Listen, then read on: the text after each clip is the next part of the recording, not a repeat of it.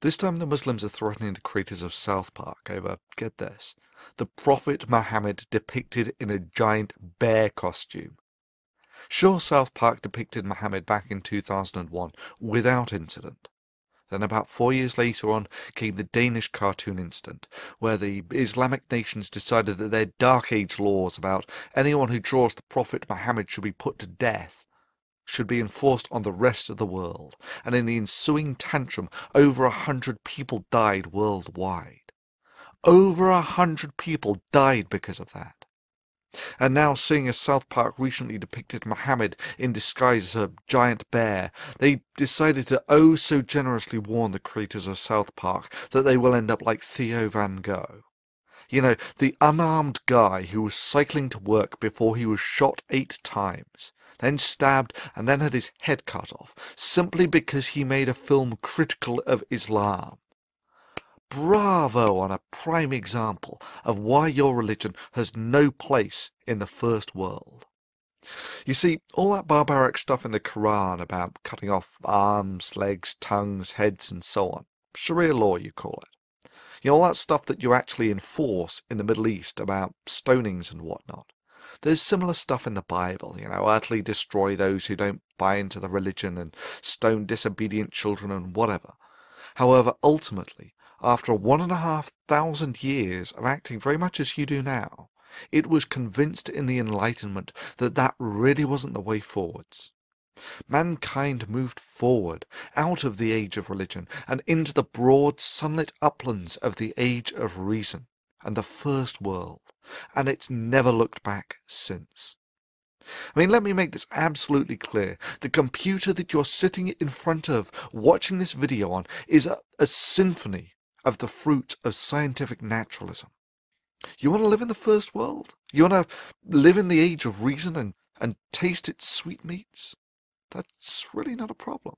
But like every other religion, you can check your Iron Age baggage at the door, or else go back to the Dark Ages and live in that time warp called the Middle East, where the only glimmers of lights that permeate that dark, dingy human backwater is what spills over from your enlightened neighbours who have not shackled their minds to ignorance. Your alternative is to fight.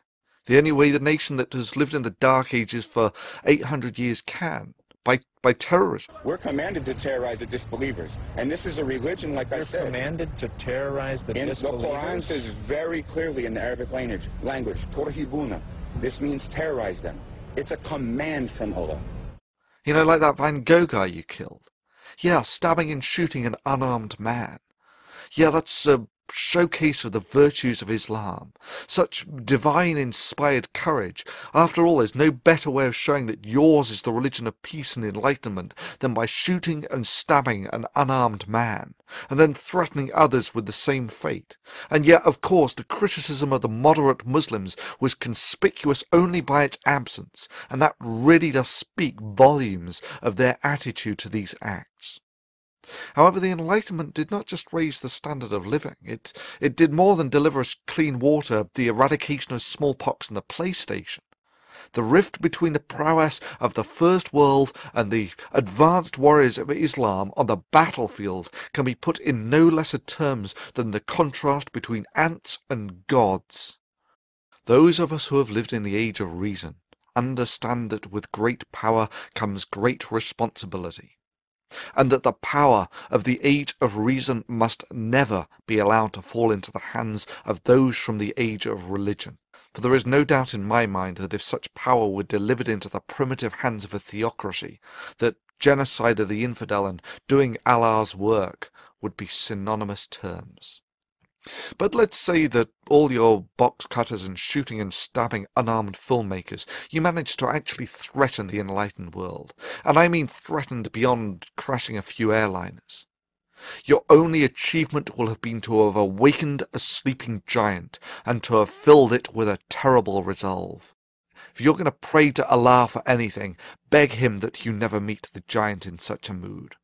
For your continued existence is entirely at the discretion and goodwill of the giant, and that it is all that stands between you being granted continued existence and you receiving yourself the self-same judgment that you would so zealously impose on the rest of the world if only you had the power. So it comes down to the question of your vicious and petty threats against a cartoon creator. That is, your attempt to limit free speech through intimidation. Well, I cannot speak for them, but I can speak for myself, and to those who live in the age of religion I say this. This is the blasphemy that you find so offensive. This is the Prophet Muhammad depicted as a squirrel in slow motion. I did this. Your move. Do your worst, for even your worst will serve as nothing but a catalyst to strengthen the walls of the age of reason, to awaken the giant. Even if you strike your hardest blow, its operationally insignificant effects will simply make us more powerful than your dark age minds can fathom. All you can do is set these words to resonate down the halls of eternity.